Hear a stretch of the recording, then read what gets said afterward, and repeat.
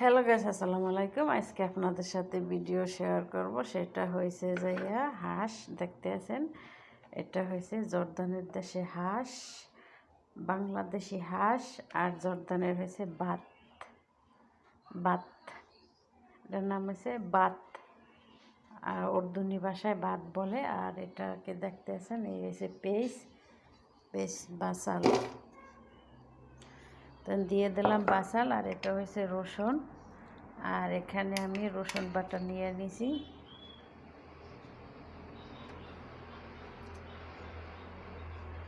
আর এখানে দিয়ে দেব আমি এলাচ, আর এখানে দিয়ে দেব আমি দারচিনি,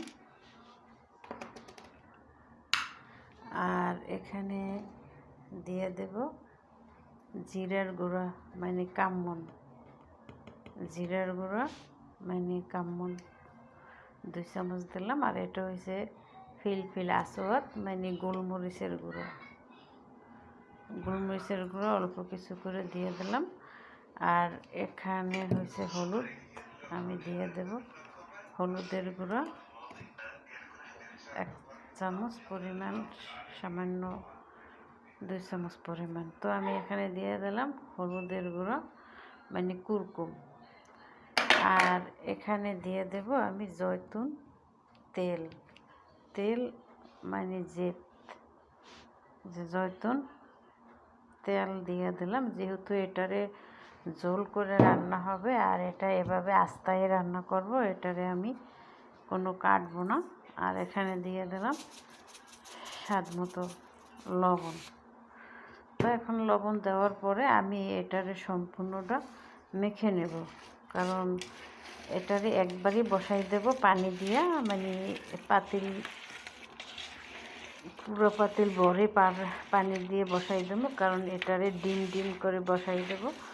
আর এটা এখন এভাবে আস্তে আস্তে সেদ্ধ হয়ে থাকবে। আর আমি এভাবে পেস্টের ভিতরে হাঁস দুটো দিয়ে দেব, দেখতে আছেন, কারণ যেহেতু এটা ঝোল হবে, ঝোল মানে শরবা, ওরা ঝোল খাবে শরবা। তো এখন পেস্টটা আমি ভালো করে মাখিয়ে নিলাম, যেহেতু পেস্টটা নরম হয়ে যায়। আর এটা হাঁসের সাথে এটা গলে যাবে, যেমন আস্তা হাঁস অনেক টাইম লাগবে। তো আমি এখন এটারে ভালো করে মাখাই নিলাম সম্পূর্ণ। দেখতেছেন কী রান্না করতে আছি। তো আমি এখন দিয়ে দেব হাঁস।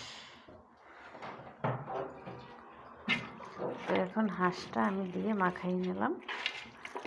আর এখন আমি এভাবে 5 মিনিটের মতো কষাই নেব, এভাবেই পেঁয়াজ সহ। তারপরে আমি পানি দিয়ে দেব, যে ঝোল পরিমাণটা কাল পুরো পাতিল ভরে আমি পানি দিয়ে দেব। তো দেখতে থাকেন পুরো আমার হাঁসটা রান্না করা, কীভাবে জর্দানের দেশে রান্না করে। এই যে দেখতে আছেন, আমি এখন 5 মিনিটের মতো এটারে কষাই নিয়েছি। তো আর এখন যে পেস্টে সেদ্ধ হয়ে নরম হয়ে গেছে। আর ওরা তো বেশি একটা ময় মশলা খায় না। আর যাই হোক, এখন আমি এখানে পানি দিয়ে দেব।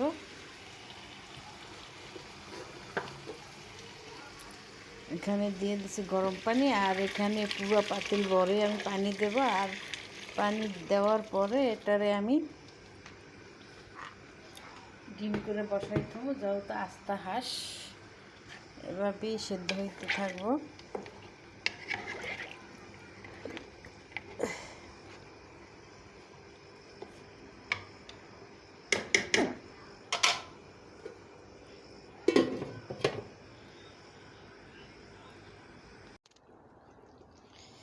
এই যে সব শেষে হয়ে গেছে আমার এখন হাঁস রান্না, এখন শুধু খাওয়া চলবে।